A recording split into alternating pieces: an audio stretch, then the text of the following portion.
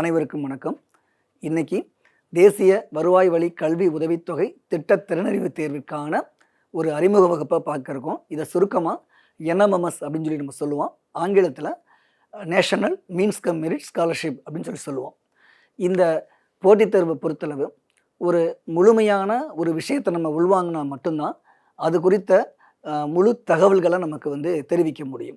அதனால இந்த NMMS exam எழுதுவதற்கு முன்னாடி நம்ம என்னென்னலாம் நம்ம தெரிஞ்சுக்க போகிறோம் அப்படின்னு பார்த்தோம்னா, முதலாவது இந்த NMMS தேர்வு எழுதுவதற்கான மாணவருக்குரிய தகுதிகள் என்னென்ன அப்படின்னு நம்ம தெரிஞ்சுக்கணும். ஏன்னா எல்லா குழந்தைங்களும் இந்த தேர்வை எழுதிட முடியாது.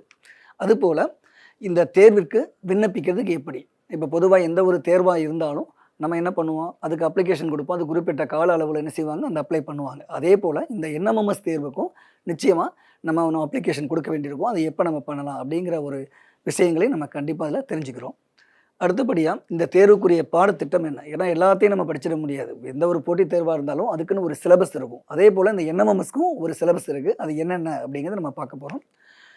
அடுத்து மாணவர்கள் எவ்வாறு அதை தேர்வு செய்யப்படுறாங்க, எந்த மாதிரி மோட் ஆஃப் செலெக்ஷன் சொல்லுவோம் இல்லையா, எது போன்று தேர்வு செய்யப்படுறாங்க, அதுக்கான தகுதிகள் என்ன அப்படிங்கிறதையும் நம்ம இந்த கிளாஸில் நம்ம பார்க்க போகிறோம்.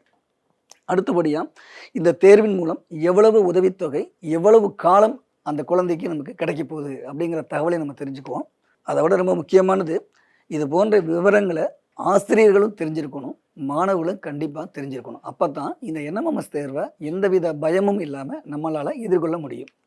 இப்போ முதலாவதாக நம்ம பார்க்கக்கூடிய விஷயம் என்ன அப்படின்னா, அதற்கான தகுதிகள் என்ன, NMMS தேர்வு எழுதுவதற்கான தகுதிகள் என்னங்கிறத நம்ம முதல்ல பார்க்க போகிறோம். அரசு உதவி பெறும் பள்ளிகள் படிக்கக்கூடிய மாணவர்கள் இதை எழுதலாம். எல்லா மாணவர்கள் எழுதலாமா, ஏற்கனவே நம்ம சொல்லியிருக்கேன், இது 8ஆம் வகுப்பு மாணவர்களுக்கான இந்த தேர்வுன்னு சொன்னோம். ஸோ அரசு உதவி பெறும் பள்ளிகளில் படிக்கக்கூடிய ஊராட்சி, நகராட்சி, மாநகராட்சி பள்ளிகளில் படிக்கக்கூடிய 8ஆம் வகுப்பு மாணவர்கள் இதை எழுதலாம். இப்போ எல்லா 8ஆம் வகுப்பு மாணவர்களும் எழுதிடலாமா, நிச்சயமாக முடியாது. யார் எழுதலாம் அப்படின்னா, 7ஆம் வகுப்பு தேர்வில் 55% மதிப்பெண்கள் எடுத்த மாணவ மாணவிகள் இதை எழுதலாம். அது மட்டும் இல்லாமல் SC/STயாக இருந்தாங்கன்னா 50% மதிப்பெண்கள் எடுத்தாலே நமக்கு போதுமானது. சரி, வேற என்ன சார் அவங்களுக்கு தகுதி வேணும் அப்படின்னு பார்த்தோம்னா, மாணவ மாணவிகளுடைய பெற்றோருடைய வருமானம் வருஷத்துக்கு 3,50,000க்கு தாண்டி போயிடக்கூடாது. அதுக்குள்ளே தான் அவங்களுக்கு இருக்கணும். அதை விட முக்கியமான விஷயம், தொடர்ந்து பள்ளிக்கு வரக்கூடிய மாணவ மாணவிகளாக இருக்கணும். இது எப்போ நமக்கு இந்த எக்ஸாமுக்கு வரும் அப்படின்னு பார்த்தோம்னா, பொதுவாக செப்டம்பர்லேருந்து அக்டோபர் மாதத்தில் இந்த தேர்வு குறித்த அறிவிப்பு வரும். அதற்கு பிறகு www.dge.tn.nic.in அப்படிங்கிற இணையதளத்தில் உங்கள் ஆசிரியர் மூலமாக நிச்சயமாக நீங்கள் அதில் நீங்கள் பதிவு செஞ்சுக்கலாம். அது மட்டும் இல்லாமல் நம்ம பள்ளிக்கல்வித்துறையால் ஒவ்வொரு ஆண்டும் ஒரு புது விதமான அறிவிப்புகள் வரும். அதனெல்லாம் பின்பற்றி நம்ம இந்த வெப்சைட்டில் நம்ம பதிவு செஞ்சுக்கணும். இந்த தேர்வில் எத்தனை பகுதிகள் இருக்குது அப்படின்னு பார்த்தோம்னா, 2 பகுதிகள் இருக்குது. நம்பர் 1 மேட், மனத்திறன் தேர்வுன்னு சொல்லுவான். Number 2 SAT, Scholastic aptitude test, படிப்பறிவு திறன் தேர்வு அப்படின்னு சொல்லுவோம். இப்போ இந்த மேட் அப்படின்னா அதில் என்ன மாதிரியான விஷயங்கள்லாம் இருக்கும் அப்படின்னு பார்த்தீங்கன்னா, இதுக்குன்னு சொல்லி ஒரு வரையறுக்கப்பட்ட சிலபஸ் எதுவுமே கிடையாது. அப்போ என்ன மாதிரி கேள்விகள் இதில் வரும், இல்லை எந்த மாதிரி சிலபஸ் இதை உள்ளடக்கியது அப்படின்னு பார்த்தோம்னா, மாணவருடைய பகுத்தாய்வக்கூடிய திறன், காரணம் அறியக்கூடிய திறன், சிந்திக்கக்கூடிய திறன், அதாவது ஸ்பேஸில், அதாவது இந்த முப்பரிமாண வெளியில் அவன் சிந்திக்கக்கூடிய திறன், இது போன்ற விஷயங்கள் எல்லாம் சோதித்து அறியக்கூடிய வகையில் இந்த மனத்திறன் தேர்வு அப்படிங்கிற வினாக்கள் எல்லாமே அமைஞ்சிருக்கும். இந்த மனத்திறன் தேர்வை பொறுத்தளவு அப்போ எந்த மாதிரிலாம் வினாக்கள்லாம் இருக்கலாம் அப்படின்னு பார்த்தீங்கன்னா, நம்பர் சீரிஸ் சொல்லுவோம், எண் தொடர்கள், எழுத்து தொடர், ஆங்கில அகராதியில் எழுத்துக்களை வரிசைப்படுத்தி எழுதுறது, தனித்த எண்ணை கண்டுபிடிக்கிறது, வெண்படங்கள், அதே போல் ஒத்த உருவங்கள், கண்ணாடி பிம்பங்கள், குறியிடல், சிந்தனை கேள்விகள், பகடை கணக்குகள், உறவுமுறை கணக்குகள், இப்படி பல வகையில் நம்மளுக்கு வினாக்கள் இருக்கும். ஆக மொத்தத்தில் அவனுடைய சிந்திக்கக்கூடிய திறனை சோதிக்கக்கூடிய வகையில் இந்த தேர்வு இருக்கும். அடுத்து இந்த மென்டல் அபிலிட்டி டெஸ்ட் எந்த அளவுக்கு இது முக்கியத்துவம் வாய்ந்ததை நம்ம இந்த நேரத்தில் நம்ம தெரிஞ்சுக்கணும். இந்த தேர்வு வெறும் NMMSக்காக மட்டுமே அது உரித்தானதல்ல. அதுக்கு மேலே எழுதக்கூடிய ட்ரஸ்ட், 9ஆம் வகுப்பில் எழுதக்கூடிய ட்ரஸ்ட், 10ஆம் வகுப்பில் எழுதக்கூடிய NTSC எக்ஸாம், பள்ளி பருவத்தை முடித்ததுக்கு பிறகு SSC, TNPSC, RRB, UPSC வரைக்கும் இருக்கக்கூடிய எல்லா தேர்வுகளுக்கும் ஒரு மிகப்பெரிய அடிப்படையாகவும் தோண்டுகோலாகவும் கண்டிப்பாக இந்த தேர்வு இருக்கும்.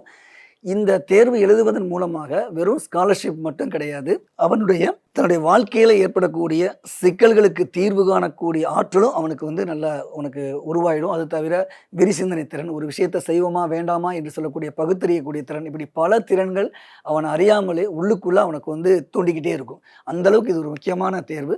இதை சிம்பிளாக சொல்லணும்னா, இந்த மனத்திறன் தேர்வுங்கிறது ஒரு கடினமான தேர்வு இல்லை, ஆனால் நிச்சயமாக அது ஒரு வித்தியாசமான தேர்வு. அது சரியான பயிற்சி, கடினமான உழைப்பு, தொடர்ச்சியான முயற்சி இதை செஞ்சோம்னா மிக எளிமையாக இந்த மனத்திறன் தேர்வை நீங்கள் செஞ்சிடலாம், ஜெயிச்சிடலாம். இப்போ நம்ம ஏற்கனவே சொன்னோம் இல்லையா, 2 பகுதின்னு சொல்லி. இப்போ ஃபர்ஸ்ட் பார்ட்டு நம்ம பார்த்தாச்சு. இப்போ 2வது பகுதி என்ன அப்படின்னு பார்த்தீங்கன்னா, படிப்பறிவு திறன் தேர்வு. இப்போ இந்த படிப்பறிவு திறன் தேர்வு, அதாவது சேட் அப்படின்னு பார்த்தோம்னா, அந்த மாணவர்கள் பாடப்பொருளில் அவங்களுக்கு எவ்வளவு நாலேஜ் இருக்குது அப்படிங்கிறத நம்ம டெஸ்ட் பண்ணுறதுக்கான ஒரு தேர்வு தான் இந்த படிப்பறிவு தேர்வு. சார், பாடப்பகுதின்னு சொன்னீங்களே, தமிழ் இருக்குது, இங்கிலீஷ் இருக்குது, சயின்ஸ், சோசியல் சயின்ஸ், மேத்தமெட்டிக்ஸ், இப்படி 5 இருக்குது. எந்த பாடப்பகுதியை அவங்க சோதித்து அறிய போகிறாங்க அப்படின்னு பார்த்தோம்னா, கணிதம், அறிவியல், சமூக அறிவியல், இந்த 3 பாடங்களில் இருந்து மட்டும்தான் அவங்களுக்கு வினாக்கள் வரப்போகுது படிப்பறிவு திறன் தேர்வை பொறுத்தளவு. அப்போ எல்லாத்தையும் நாங்கள் படிக்கணுமா அப்படின்னு பார்த்தோம்னா, 7ஆம் வகுப்பில் இருக்கக்கூடிய 3 பருவங்கள், 8ஆம் வகுப்பில் இருக்கக்கூடிய டிசம்பர் மாதம் வரைக்கும் இருக்கக்கூடிய பகுதிகளை அவங்க படித்தா போதுமானது. அப்போ 3 பாடம் நீங்கள் சொன்னீங்களா சார், 3லையுமே சமமான அளவு மதிப்பீடு கொடுப்பாங்களா, இல்லை வெவ்வேறு அளவில் மதிப்பீடு கொடுப்பாங்களா அப்படிங்கிறத இப்போ நம்ம பார்ப்போம். இந்த படிப்பறிவு திறன் தேர்வாக இருக்கட்டும், மனத்திறன் தேர்வாக இருக்கட்டும், எவ்வளோ வினாக்கள் இருக்கும் அப்படின்னா 90 வினாக்கள் இருக்கும். ஒவ்வொரு வினாவுக்குமே 1 மதிப்பெண். அப்போ ஆக மொத்தத்தில் 90 மதிப்பெண், 90 வினாக்கள் இருக்கும். இதில் நெகட்டிவ் மார்க்ஸ் எது இருக்கான்னா, கண்டிப்பாக இதில் எதிர்மதிப்பெண் கிடையாது. நல்லா ஞாபகம் வச்சுக்கோங்க. ஒரு வினாவுக்கு 1 மதிப்பெண் 1 நிமிஷம் தான். அப்போ ஆக மொத்தத்தில் 90 நிமிஷத்துக்குள்ளே அந்த 90 வினாக்களை அவங்க என்ன செய்யணும், அவங்க அட்டன் பண்ணணும். இது படிப்பறிவு தேர்வு திறனுக்கும் அதே மாதிரி தான், மனத்திறன் தேர்வுக்கும் அதே மாதிரி தான். இப்போ நம்ம ஏற்கனவே சொன்னேன், கணக்கு, அறிவியல், சமூக அறிவியல் ஆகிய இந்த 3 பாடங்கள் நம்ம சொல்லியிருக்கோம். இந்த 3லையும் எப்படி வந்து மதிப்பெண் வந்து பங்கிட்டிருக்காங்க அப்படின்னு பார்த்தோம்னா, ஈக்குவலாக கிடையாது. 20 மதிப்பெண் கணக்கு, அறிவியலுக்கு 35 மதிப்பெண், சமூக அறிவியலுக்கு 35 மதிப்பெண், ஆக மொத்தம் 90 மதிப்பெண்கள் நமக்கு இதில் கேட்பாங்க. சரி சார், இப்போ பரீட்சைலாம் நம்ம எழுதியாச்சு, அப்போ என்னதான் எப்படி எங்களை செலக்ட் பண்ணுவாங்க, அதுக்கு ஏதாவது ஒரு தகுதிகள் ஏதாவது இருக்கா அப்படின்னு கொஞ்சம் சொல்லுங்கள் அப்படின்னு நீங்கள் கேட்குறது எனக்கு புரியுது. மனத்திறன் தேர்வு, இந்த படிப்பறிவு தேர்வு 2 எழுதுனீங்க இல்லையா, இந்த 2லையுமே 36 மதிப்பெண்கள் தனித்தனியாக நீங்கள் எடுத்தீங்கன்னா தான் உங்களுக்கு மினிமம் எலிஜிபிலிட்டி ஆவீங்க. யார் அப்படின்னா, பிசி, எம்பிசி, ஓபிசி கேட்டகரியாக இருந்தீங்கன்னா. எஸ்சி எஸ்டி கேட்டகரியாக இருந்தீங்கன்னா 2லையுமே, அதாவது மேட் அண்ட் சேட்லேயுமே தனித்தனியாக 29 மதிப்பெண்கள் எடுத்தீங்கன்னா நீங்கள் எலிஜிபிள் க்ரைட்டீரியாவுக்கு நீங்கள் வந்துட்டீங்க அப்படின்னு அர்த்தம். அதாவது எலிஜிபிள் ஆகிட்டீங்க அப்படின்னு அர்த்தம். ஆனால் இது செலெக்ஷன் ஆகிட்டீங்க அப்படின்னா கிடையாது. அதுக்கான ப்ரொசீஜர் கொஞ்சம் என்ன இருக்குது, நம்ம அதை அடுத்து பார்ப்போம். நிச்சயமாக நல்லா தெரிஞ்சுக்கோங்க. ஒரு பாடத்தில் மேட்டில் மட்டும் ஒரு 70 மார்க் நான் எடுக்கிறேன் சார், சேட்டில் வந்து நான் 35 மார்க் எடுக்கிறேன், அப்புறம் ஆகத்தை ரெண்டையும் சேர்த்து கூட்டுறோம்னா எனக்கு வந்து 100 மார்க்குக்கு மேலே வருது, அப்போ நான் செலக்ட் ஆயிடுவேனா அப்படின்னா கண்டிப்பாக செலக்ட் ஆக முடியாது. நான் ஏற்கனவே சொல்லியிருக்கேன், 2லையுமே மினிமம் 36 மார்க் எடுக்கணும். அதே போல் எஸ்சி எஸ்டி இருந்தாங்கன்னா 29 மார்க் கண்டிப்பாக மினிமம் எலிஜிபிள் ஆகிருக்கணும். அப்படி இருந்தால் மட்டும்தான் நீங்கள் அடுத்த லெவலுக்கு போக முடியும். சரி சார், இப்போ நம்ம ஏற்கனவே சொன்னீங்க, இதை எப்படி செலக்ட் பண்ணுவோம், அதுக்கான ஒரு விஷயங்கள் எல்லாத்தையும் நீங்கள் முன்னாடி சொல்லிட்டீங்க. எத்தனை பேர் சார் இதை நீங்கள் கொடுப்பீங்க அப்படின்னு நீங்கள் பார்த்தீங்க அப்படின்னா, இதில் 6695 மாணவர்கள் இதில் வந்து நமக்கு சீட் நமக்கு அலாட் பண்ணியிருக்காங்க தமிழ்நாட்டை பொறுத்தளவு. அதில் 69% இடஒதுக்கீடு வந்து நம்ம தமிழ்நாட்டுக்கு கொடுத்துருக்காங்க. அதன் அடிப்படையில் நமக்கு வந்து தேர்வு செய்யப்படுவாங்க. இதில் 3% மாற்றுத்திறனாளிகளுக்கான உள்ஒதுக்கீடு உள்பட. சரி, இது எப்படி வந்து இந்த மாணவிகளுக்கு உதவித்தொகை நமக்கு கிடைக்குது? நம்ம ஏற்கனவே சொன்னோம் இல்லையா, 6695 பேர் நம்ம சொல்லியிருக்கோம். அதில் ஒவ்வொரு மாவட்டத்துக்குமே குறிப்பிட்ட ஒதுக்கீடு உண்டு. அந்த ஒவ்வொரு மாவட்டத்திற்கும் உரிய அந்த ஒதுக்கீட்டின்படி அவங்க என்ன செய்ய போகிறாங்க, அவங்க செலெக்ஷன் பண்ண போகிறாங்க. இப்போ எவ்வளோ ரூபாய் சார் நமக்கு கிடைக்கும் பார்த்தீங்கன்னா, இந்தியா முழுக்க 1,00,000 பேருக்கு வருஷத்துக்கு 1000 ரூபா வீதம், மாதத்துக்கு 1000 ரூபா வீதம், வருஷத்துக்கு 12,000 ரூபா. அப்போ ஆக மொத்தம் 4 வருஷத்துக்கு 48,000 ரூபா நமக்கு கொடுக்குறாங்க. இப்போ தமிழ்நாட்டை பொறுத்தளவு நம்ம ஏற்கனவே சொன்ன 6695 பேருக்கு நமக்கு இந்த ஸ்காலர்ஷிப் நமக்கு கொடுக்குறாங்கன்னு சொல்லியிருக்கேன்.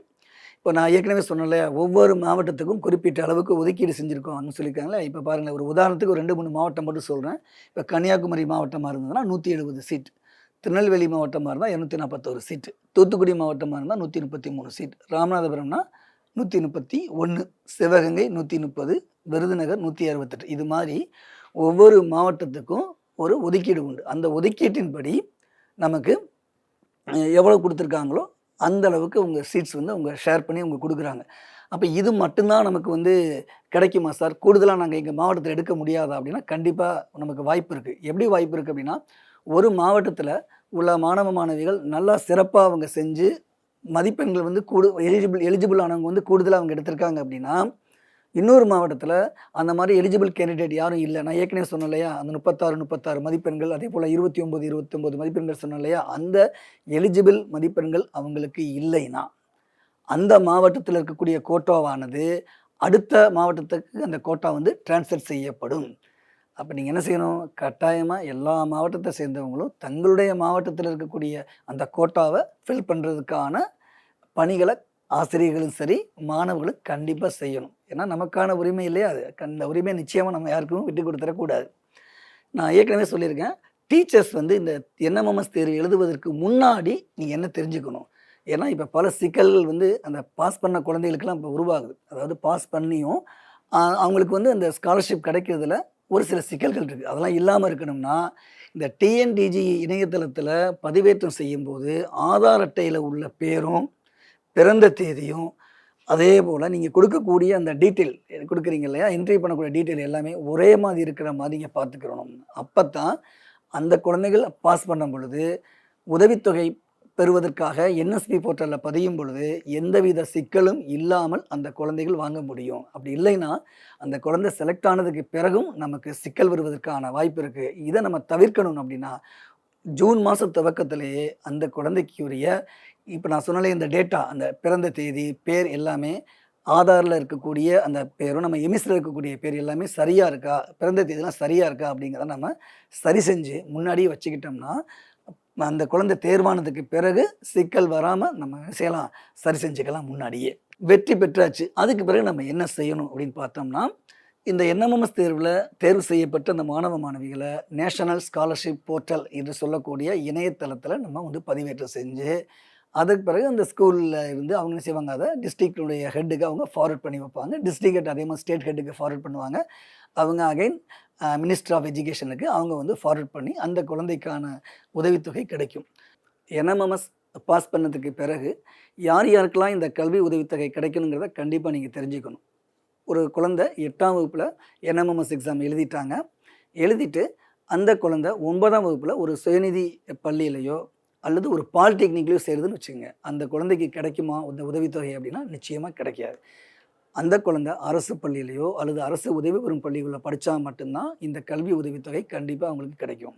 இப்போ 9th படிக்கிறாங்க, 10th அவங்க ஃபெயிலாக போயிட்டாங்க, அதுக்கு பிறகு அவங்களுக்கு கிடைக்குமா அப்படின்னா நிச்சயம் அவங்களுக்கும் கிடைக்காது. அப்போ தொடர்ச்சியாக அவங்க அடுத்தடுத்து பாஸ் பண்ணிகிட்டே இருக்கணும். அப்போ தான் இந்த கல்வி உதவித்தொகை கிடைக்கணும். ஏன்னா இந்த திட்டத்தினுடைய முக்கிய நோக்கமே என்னென்னா, பொருளாதாரத்தில் யார் யாருக்கெல்லாம் வந்து குறைவாக இருக்காங்களோ அவங்கெல்லாம் இந்த பணத்தினால அந்த கல்வி வந்து தடைபற்றக்கூடாது அப்படிங்கிற எண்ணத்தினால தான் இந்த அரசாங்கம் வந்து உங்களுக்கு முழுமையாக இவ்வளவு விதமான பணத்தை கொடுத்து தொடர்ச்சியாக அவங்க அடுத்தடுத்த லெவலுக்கு அவங்க போகணும்னு சொல்லி விருப்பப்பட்டு அவங்க செய்கிறாங்க. இப்போ இந்த குழந்தைகள்லாம் வந்து தொடர்ச்சியாக வந்து பள்ளியில் வந்து படிக்காமலோ அல்லது தனியார் பள்ளிகளில் சேர்ந்தாலோ நிச்சயமாக இந்த ஸ்காலர்ஷிப் வந்து உங்களுக்கு தொடர்வதற்கான வாய்ப்பு இல்லை அப்படிங்கிறத நம்ம கண்டிப்பாக நம்ம தெரிஞ்சுக்கணும். இப்போ இந்த வகுப்பை பொறுத்தளவு என்எம்எம்எஸ் குறித்த முழுமையான தகவல்கள் உங்களுக்கு கிடைச்சிருக்குன்னு நான் நம்புகிறேன். நிச்சயமாக அடுத்த வகுப்பில் நம்ம மீண்டும் சந்திப்போம். நன்றி, வணக்கம்.